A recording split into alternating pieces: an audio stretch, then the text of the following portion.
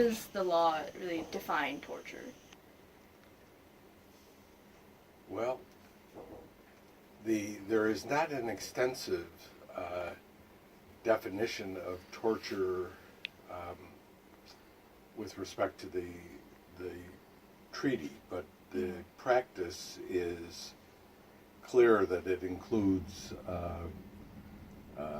many of the items which have sort of, during the Bush administration, waterboarding being the classic, which there was a suggestion that somehow that was not torture, that it was lesser, and it's clear that the international practice is that clearly was out of bounds and was included in the prohibition of torture.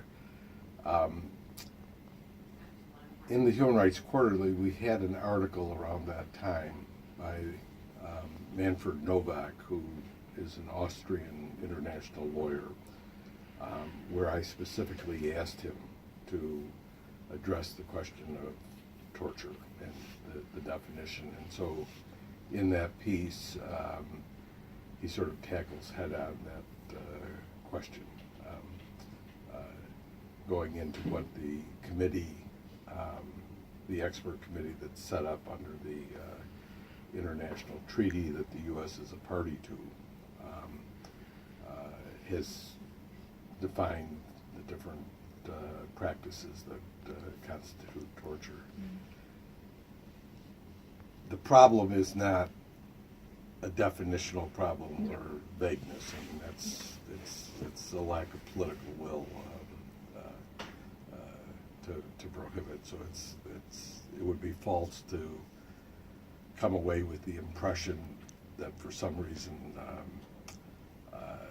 governments have tortured people, not realizing that they are violating international law. And so, what exactly could you describe the Geneva Treaty, or basically what's the international law regarding the prohibition of torture? Well, it comes from various sources. So the first one would be the Universal Declaration of Human Rights, which is 1948, December the 10th, which prohibits torture. I mean, essentially that everyone has a right not to be tortured. There's sort of two principal rivulets of law, if you will, in the international human rights field. And one is something called the International Law of Armed Conflict, and it's the humanitarian law that is sort of synonymous with the Geneva Conventions, the Red Cross Conventions, which attempt to deal with wartime situations and to limit the sort of gentlemen's agreements, if you will, on how to conduct war. I mean, it's sort of ironic that some of the oldest laws dealing with human rights relate to agreements on what weapons not to use and how to sort of conduct war. But within those, there are prohibitions on torture. And when you think about it, it makes some sense, because what you're trying to establish are rules that will apply to other governments with respect to your soldiers when they are captured, and to prohibit their mistreatment. And so nations have incentives to sort of agree on those rules. And one of the oldest would be things that would be prohibiting torturing soldiers once they've been captured. And that has developed further in terms of what you can't do to civilians when you are engaged in armed conflict. The other area is international human rights law, which largely develops in the post-United Nations 1945 period. And so there are a number of different international instruments and treaties that specifically prescribe the use of torture. And so it's the Universal Declaration, which is a General Assembly declaration that's sort of widely viewed as the International Magna Carta. There is the International Covenant on Civil and Political Rights, which prescribes torture. And then there is a specific treaty that is dealing with the question of torture and that prohibits it. The United States, which probably has the worst record of any major industrial country with respect to the ratification of human rights treaties, has in fact ratified both that civil and political covenant that prescribes torture, as well as the Torture Convention, which prescribes it. So with respect to our own country, we have very much agreed to that. And of course, we also have ratified all of the important Geneva Conventions that deal with the armed conflict kind of situation. So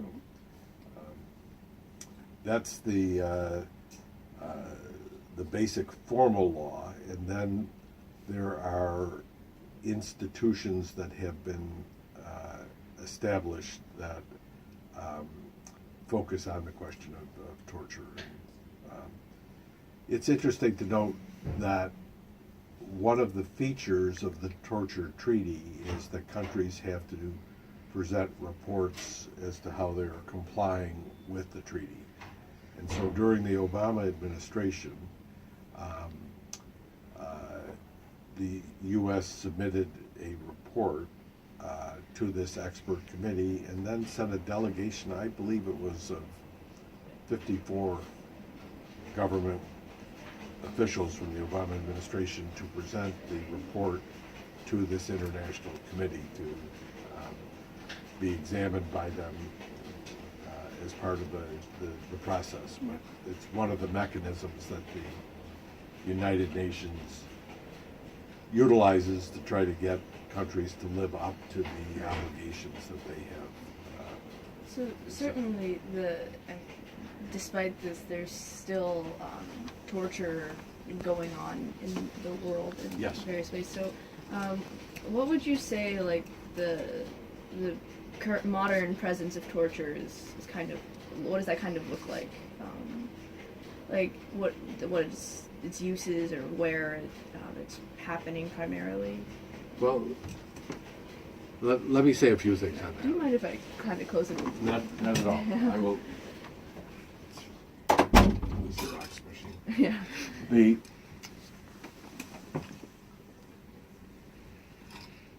There is no country that says that it is lawful to torture.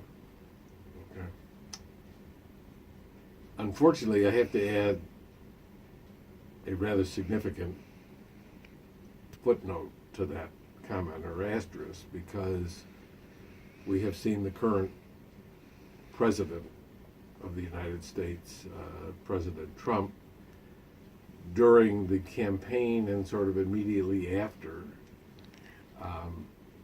suggesting that he thinks that torture works and that he's going to reinstitute the use of torture, even though it would clearly violate our treaty obligations.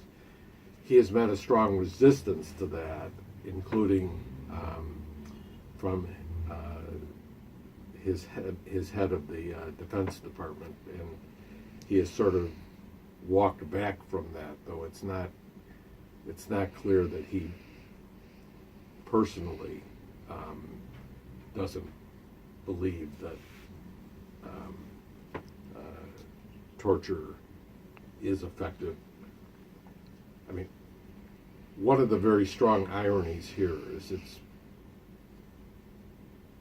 most times the justification for the use of torture is that someone wants to get information out of the individual that's being tortured. It's clear that torture is not a useful policy to get information, because when people are being tortured, they'll say anything just to try to get you to stop torturing them. So the information is not reliable. It was, as the Senate reported in its report looking at the use of torture during the Bush administration, is they found no instances where it had in fact helped prevent additional attacks. The information that was gotten from captured individuals was gotten through traditional interrogation techniques, absent the use of torture. So that's sort of a myth that has developed.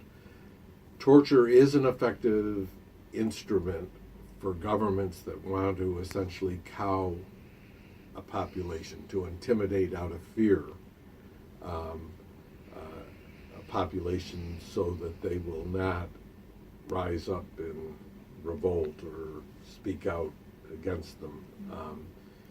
And to some governments that's attractive because it's a relatively inexpensive way to